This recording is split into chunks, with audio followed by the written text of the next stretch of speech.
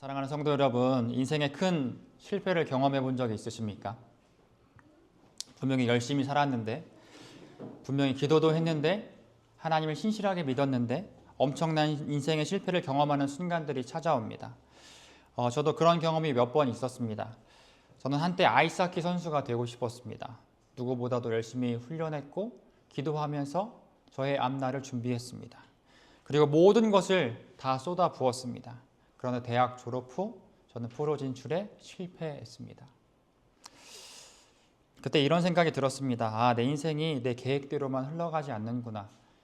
내 열심만으로 흘러가지 않는구나. 잠언에 이런 말씀이 있습니다. 사람이 마음으로 자기의 길을 계획할지라도 그의 걸음을 인도하시는 이는 여호와이시니라.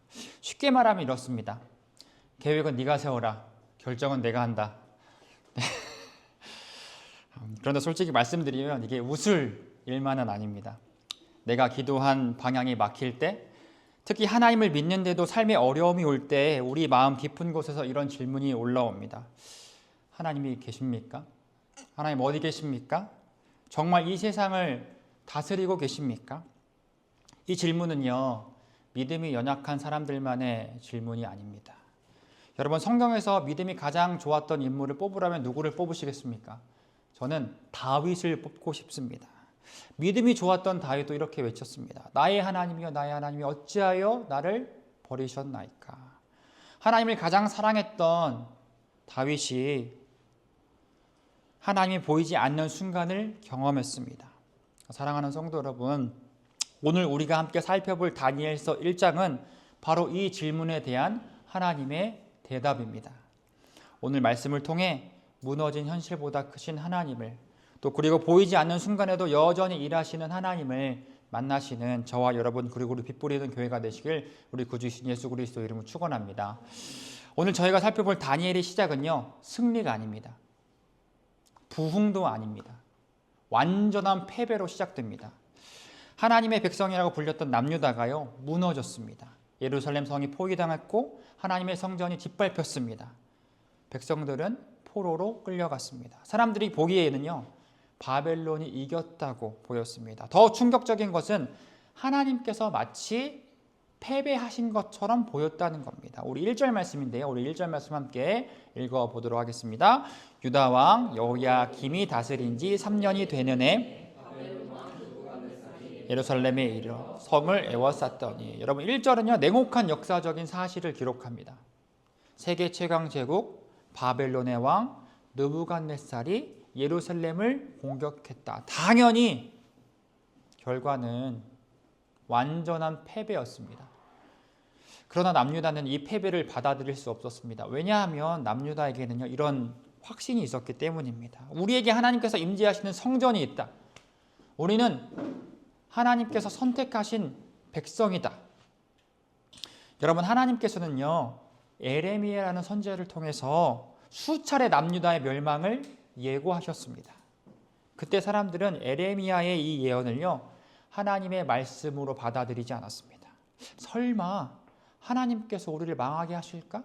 설마 우리가 다른 나라에 침공을 받아서 망하게 할까? 여러분, 남유다가 하루아침에 망한 것이 아닙니다. 하나님은 오래 참으시고 여러분 경고하셨습니다. 그리고 바벨론은요, 이 남유다를 3번에 걸쳐서 침공을 합니다. 첫 번째는 젊은 엘리트들을 침공해서 젊은 엘리트들을 끌고 갑니다. 두 번째 침공 때는 기술자들과 군사들을 끌고 갑니다. 세 번째는 예루살렘을 완전히 멸망시킵니다. 여러분, 남유다는요, 돌이킬 시간이 있었습니다. 그러나 끝까지 하나님께 돌아오지 않았습니다. 우리 2절 말씀도 함께 읽어보도록 하겠습니다. 함께 읽습니다. 주께서 유다왕 여호야김과 하나님의 전 그릇 얼마를 그의 손에 넘기심에 그가 그것을 가지고 신할 땅 자기 신들의 신전에 가져다가 그 신들의 보물창고에 두었더라. 여러분, 2절은 같은 사건을 전혀 다르게 설명하고 있습니다. 주께서 넘기셨다. 자, 느부갓네살이 빼앗은 것이 아니라 하나님께서 그렇게 허락하셨다는 겁니다. 자, 저희가 1절과 2절을 함께 읽었는데요, 모두 멸망이라는 사건을 동일하게 다루고 있습니다. 1절은 냉혹한 역사적인 사실을, 자, 2절은 역사의 주관자이신 하나님을 보여줍니다. 이것이 다니엘서가 보여주는 첫 번째 가르침입니다. 눈에 보이는 현실이 다가 아니다. 현실을 주관하시는 하나님이 계시다. 여러분, 그리스도인들은요, 역사를 바라보는 눈이 달라야 합니다. 그래도 한번 상상해 보십시오. 부모는 자식을 잃고 자식은 부모와 헤어져야 합니다. 익숙했던 집과 예배하던 성전을 떠나 낯선 땅으로 가야 합니다. 이제 포로가 되어서 이방 나라의 노예로 살아야 합니다. 그런데 이 상황 속에서 주께서 넘기셨다?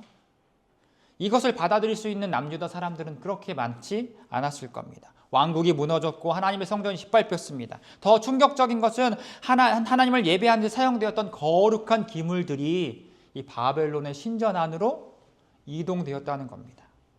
이것은 단순히 전쟁의 패배를 넘어 사람들의 눈에 바벨론의 신이 하나님보다 더 강하구나, 하나님이 패하셨구나 라고 보였을 겁니다.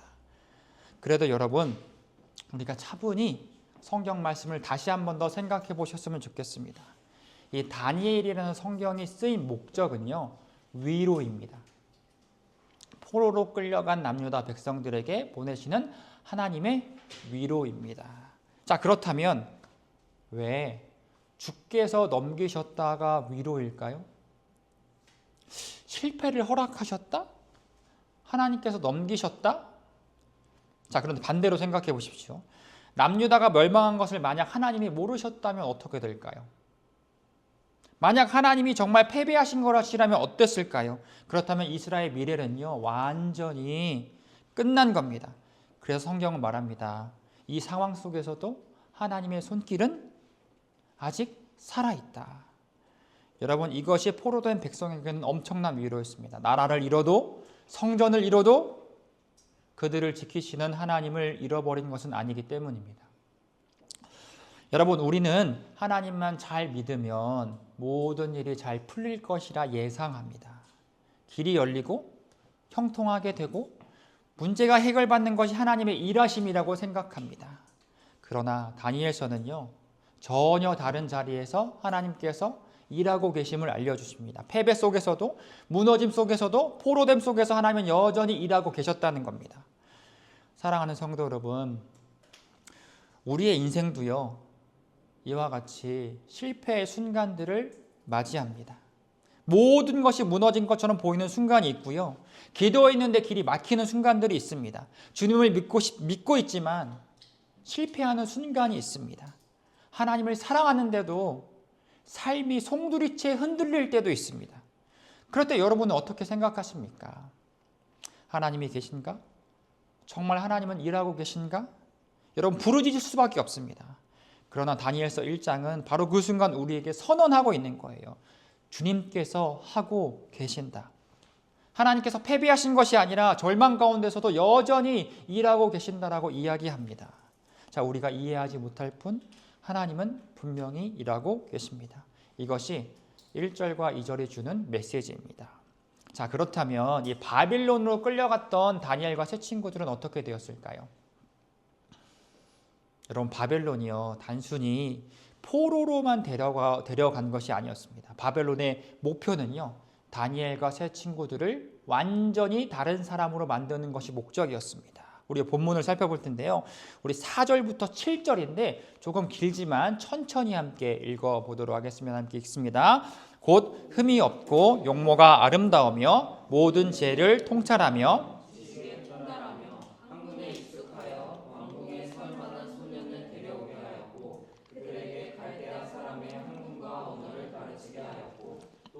지정하여 그들에게 왕의 음식과 그가 마시는 포도주에서 주어 3년을 기르게 하였으니 그 후에 그들은 왕 앞에 서게 될 것이다.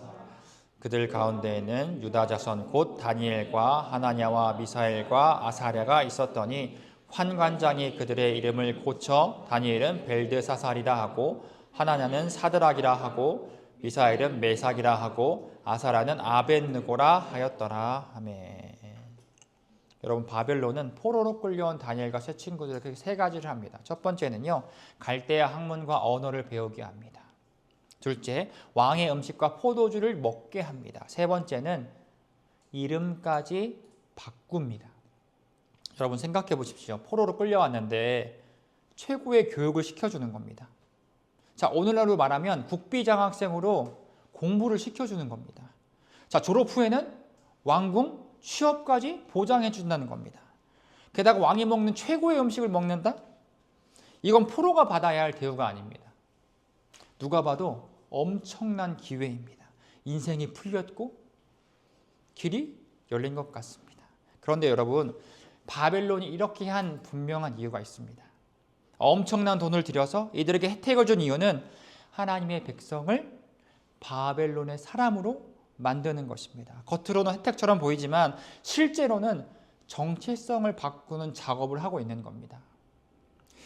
여러분, 다니엘이라는 이름의 의미는요, 하나님은 나의 재판장이시다라는 의미입니다. 그런데 바벨론은 그 이름을 벨드사살로 바꿉니다. 벨이 나의 생명을 지켜준다라는 의미를 가지고 있습니다. 여기서 벨은 바벨론의 신입니다. 즉 이런 정체성을 강요하는 겁니다. 이제 네 인생은 하나님이 주관하시는 것이 아니라 바벨론의 신 벨이 주관한다. 이것이 바벨론의 전략이었습니다. 언어를 바꾸고 생각을 바꾸고 이름을 바꾸어서 결국 예배의 대상을 바꾸는 것입니다. 여러분, 사탄의 전략은 하나님의 백성을 핍박하는 데서 끝나지 않습니다. 더 무서운 전략은 하나님의 백성이 하나님 없이 살아도 괜찮다고 느끼게 만드는 것입니다. 세상과 구별되지 않게 하고 세상의 가치관이 자연스럽게 느껴지게 만들고 결국 하나님 없이도 만족할 수 있다고 믿게 만드는 것입니다. 오늘도 세상은 우리에게 끊임없이 말합니다. 그래, 성공이 중요하지. 그래, 돈이 중요하지. 어떻게 믿음만 있으면 돼. 여러분, 성공 자체가 나쁘다는 것이 아닙니다. 돈 자체가 악하다는 것이 아닙니다. 그러나 문제는 그것들이 하나님을 대체하기 시작했을 때입니다. 사탄의 목표는요, 단순히 돈을 사랑하는 것, 돈을 사랑하게 만드는 것 그 이상입니다. 하나님 없이도 돈만 있으면, 성공만 하면 행복할 수 있다고 믿게 만드는 것이 바로 사탄의 전략이죠. 그래서 우리는 지금도요, 바벨론의 문화 속에 살아갑니다. 그래서 우리는 점점 성공으로 자신을 증명하려고 하고 사람들의 평가에 흔들리고 실패하면 존재까지 무너지는 것처럼 느껴집니다. 왜냐하면 세상의 기준이 어느새 내 마음의 기준이 되어버렸기 때문입니다. 그러나 사랑하는 성도 여러분, 저와 여러분의 정체성은 세상이 결정하지 않습니다. 직업이 여러분을 정의하지도 않습니다.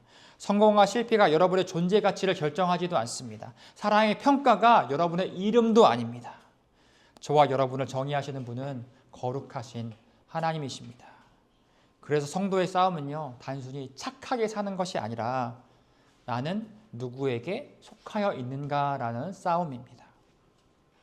자, 이러한 환경 속에서 다니엘은 어떻게 살았을까요? 어떻게 했을까요? 여러분, 솔직히 생각해 보면 그냥 적당히 좀 타협하며 살면 편할 것 같지 않습니까? 지금 다니엘은 포로입니다. 자, 먹여주고 재워주는 것, 이것만으로도 감사하게 생각해야 되는 상황입니다.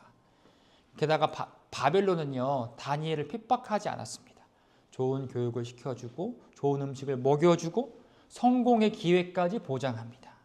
그러니 이렇게 생각할 수도 있습니다. 아, 그래, 믿음이 마음속에만 있으면 되지, 타협함으로 선을 한번 이뤄보자. 그러나 다니엘은요, 뜻을 정합니다. 오늘 본문 말씀 8절 말씀인데요, 8절 말씀 우리 함께 읽도록 하겠습니다. 다니엘은 뜻을 정하여 왕의 음식과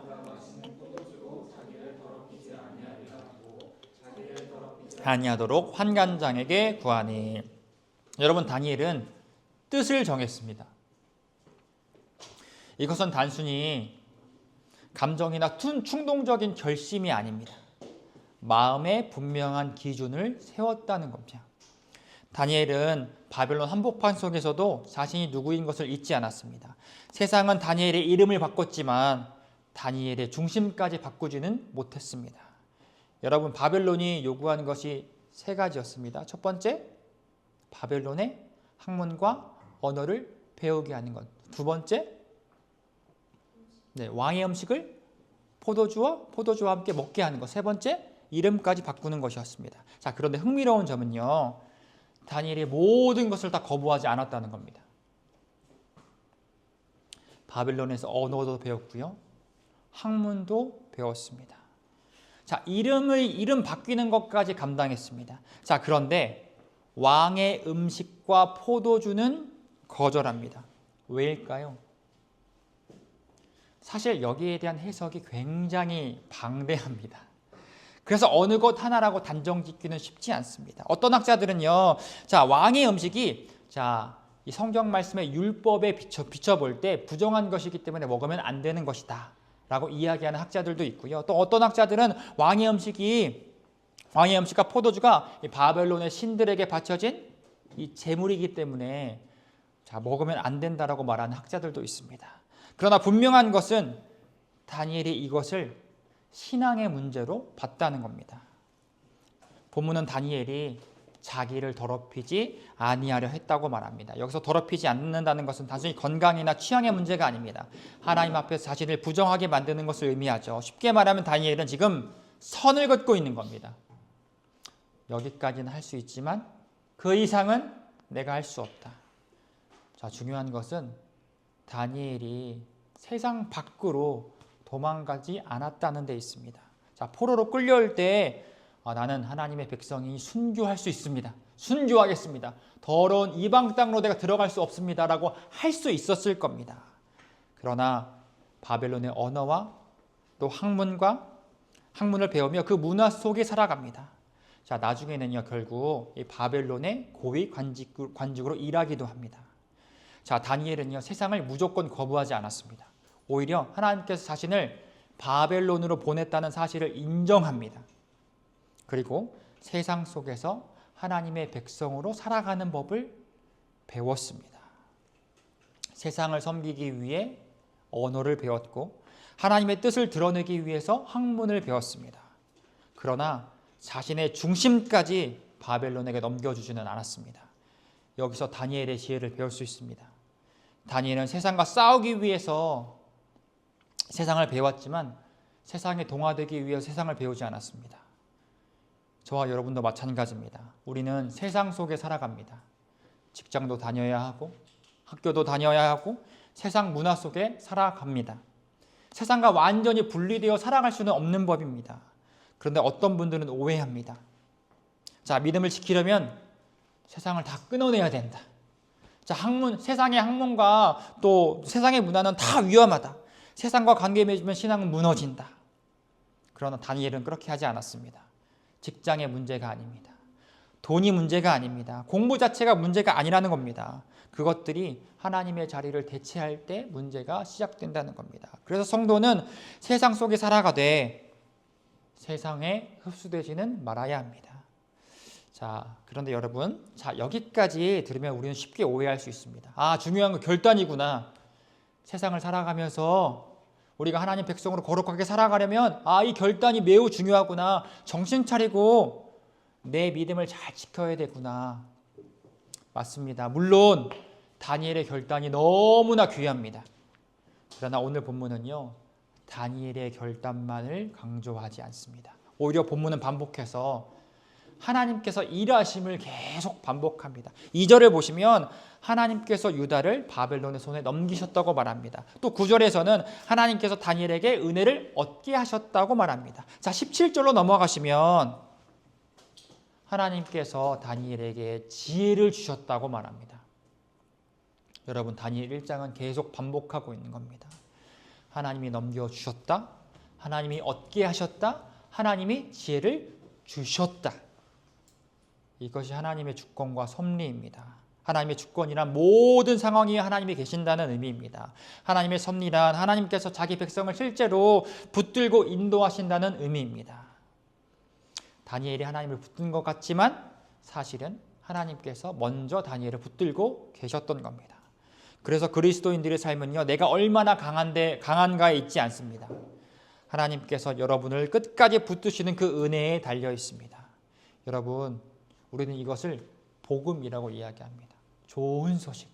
내 노력이 아니라 하나님의 열심이 이미 너를 붙들고 있다. 이것을 복음이라고 말합니다. 그러나 여러분, 우리의 마음은 참 쉽게 복음을 놓치는 것 같습니다. 하나님께서 날 붙드시지 라고 말하면서도 어느 순간 그래, 좀 내가 좀 결단해야 되지. 그래, 좀 내가 잘해야 되지. 좀 내가 거룩해야 하지 라는 생각으로 돌아갑니다. 그래서 다니엘 이야기를 들으면서도 이렇게 받아들이기가 쉽습니다. 나도 다니엘처럼 결단해야 하지. 나도 다니엘처럼 절대 타협하지 말아야 하지. 물론 거룩한 결단은 너무나 귀합니다. 타협하지 않는 믿음도 중요합니다. 그러나 만약 하나님의 은혜보다 내 결단이 중심이 되기 시작하면 우리의 신앙은 점점 병들기 시작합니다. 왜냐하면 그때부터 이 신앙의 기준이 하나님이 아니라 내가 얼마나 잘했느냐가 기준이 되기 때문입니다. 처음에는 열심히 할 수 있습니다. 그러나 결국 두 가지 중 하나로 갈 수밖에 없습니다. 첫 번째 하나는 나는 저 사람보다 믿음이 좋아. 나는 세상과 타협하지 않아. 처음에는 거룩해 보일 겁니다. 그러나 점점점 시간이 지날수록 하나님을 바라보는 것이 아니라 옆 사람을 바라보며 다른 사람과 나를 비교하며 다른 사람을 정죄하게 됩니다. 예배 드리면서도 저 사람은 예배를 제대로 드리고 있지 않네. 신앙 생활을 하면서도 은혜보다 우월감을 느낍니다. 왜 저 사람은 저렇게 살지? 진짜 믿음이 있긴 한가? 그래, 나는 저 정도는 아니야. 결국 자기 의로 충만한 삶을 살게 됩니다. 신앙은 있지만 사랑은 없고 옳은 말은 하지만 은혜는 없어집니다. 이것이 은혜 없는 결단이 만들어내는 또 하나의 병든 신앙입니다. 또 하나 있습니다. 그것은 절망입니다. 처음에는 결단합니다. 그러나 실패합니다. 다시 마음 먹고 결단합니다. 그런데 시간이 지나면 지날수록 자신의 연약함과 죄성을 직면하게 됩니다. 흔들리고 넘어지고 또 타협하는 자신을 보면 점점 지쳐갑니다. 오늘 실패했네. 나는 왜 이것밖에 안 되지? 하나님은 나 같은 사람을 봐주지 않으실 거야. 그래서 기도가 부담되고 예배가 기쁨보다 의무가 되고 하나님께 나아가는 것이 자유가 아니라 압박이 됩니다. 결국 신앙이 기쁨이 아니라 무거운 짐이 되어버립니다. 왜냐하면 실패한 자신의 모습이 부끄럽기 때문입니다. 여러분, 이것은 은혜 없는 결단이 만들어내는 또 하나의 병든 신앙, 절망입니다. 사랑하는 여러분, 여러분은 은혜 없는 결단을 하고 싶으십니까? 아니면 은혜 있는 결단으로 나아가길 원하십니까? 우리 모두 하나님께서 우리를 붙들고 계신다는 은혜를 붙들고 거룩한 결단으로 나아가시길 축원합니다. 사랑하는 성도 여러분, 오늘 말씀을 정리하면서 오늘 말씀의 핵심은 분명합니다. 실패한 그곳에도 하나님께서 여전히 일하고 계신다는 겁니다. 그러나 이 성경의 진리가 누군가에게는 굉장한 불편함으로 다가올 수 있습니다. 왜냐하면 현실의 실패와 고통은 결코 가볍지 않기 때문입니다. 그래서 실패를 경험하고 인생의 어두운 터널을 지나가는 사람에게 하나님의 일하심은 너무 가혹하게 느껴질 수 있습니다. 기도했는데 길이 막혔고 믿었는데 무너졌습니다. 하나님을 사랑했는데도 삶이 송두리째 흔들립니다. 그런데 그런 사람에게 하나님이 다스리고 계십니다. 걱정하지 마세요. 라고 말한다면 오히려 마음속에 이런 질문이 올라올 수 있습니다. 정말 하나님이 일하고 계신다면 나에게 어떻게 이런 일이 일어날 수 있어? 하나님이 정말 나를 사랑하신다면 이런 실패를 허락하실 리가 없어. 바로 제 이야기입니다. 여러분, 우리는 실패 속에 있으면 하나님의 사랑이 잘 보이지 않을 때가 있습니다. 기도가 막히면 하나님이 멀게 느껴집니다. 삶이 흔들리면 하나님이 나를 버리신 것처럼 느껴질 때도 있습니다. 그러나 성경은 이런 질문에 모른 척하지 않습니다.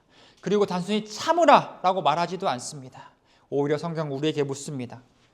하나님이 정말 당신을 사랑하십니까? 그것을 어떻게 할 수 있습니까? 여러분, 하나님이 여러분을 사랑하신다는 것을 어떻게 아실 수 있습니까? 하나님이 여러분을 사랑하신다는 사실이 어디에서 가장 분명히 드러납니까? 그것은 바로 우리 구주이신 예수 그리스도께 있습니다. 우리 요한복음 3장 16절 말씀인데 우리 함께 암송해 보도록 하겠습니다. 준비 시작. 하나님이 세상을 이처럼 사랑하사 독생자를 주셨으니 믿는 자마다 멸망하지 않고 영생을 얻게 하려 하심이라. 아멘. 하나님은 다니엘에게 은혜를 주셨고 지혜를 주셨고 길을 열어주셨습니다. 그러나 저와 여러분에게는 우리 구주이신 예수 그리스도를 주셨습니다. 하나님은 죄로 가득한 세상 가운데 살아가는 여러분들을 위해 독생자 예수 그리스도를 주셨습니다. 다니엘은 바빌론으로 보내심을 받았지만 예수님은 이 죄악된 세상으로 보내심을 받았습니다. 다니엘은 바벨론 속에서 자신을 더럽히지 않았지만 예수님은 이 세상 속에서 완전한 거룩함으로 사셨습니다. 다니엘은 왕의 음식 앞에서 선을 그었지만 예수님은 십자가 앞에서도 끝까지 하나님 말씀에 순종하셨습니다. 여러분, 예수님은 저와 여러분의 롤모델로 오신 분이 아닙니다. 세상 속에서 자꾸 흔들리고 넘어지고 타협하는 저와 여러분들을 붙드시기 위해 오셨습니다. 그래서 우리의 소망은 내가 얼마나 다니엘처럼 사는가에 있지 않습니다. 우리의 소망은 저와 여러분을 끝까지 붙드시는 예수 그리스도께 있습니다. 여러분, 이제 주일이 끝나고 바벨론 같은 세상을 살아가셔야 할 겁니다. 세상은 끊임없이 저와 여러분의 정체성을 바꾸려 할 겁니다. 하나님 없이도 괜찮다. 그 정도면 괜찮다. 그러나 세상 속에서 기죽지 마십시오.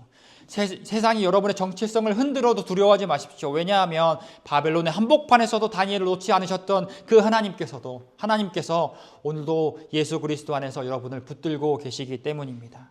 이것이 우리의 유일한 소망이자 복음입니다. 사랑하는 우리 빛부린 교회 성도 여러분, 세상 속으로 나아가십시오. 그러나 세상에 속하지는 마십시오. 세상을 배우십시오. 그러나 세상에 동화되지는 마십시오. 왜냐하면 여전히 주님은 역사의 주관자이시기 때문입니다. 하나님은 지금도 일하고 계십니다. 여러분의 직장에서, 여러분의 가정에서, 또 학교에서, 여러분의 고난 속에서 하나님은 여전히 일하고 계십니다. 이 복음을 붙들고 세상 속에서도 끝까지 하나님께 속한 백성으로 살아가시는 저와 여러분, 그리고 우리 빛 뿌리는 교회가 되실 우리 구주이신 예수 그리스도 이름으로 축원합니다.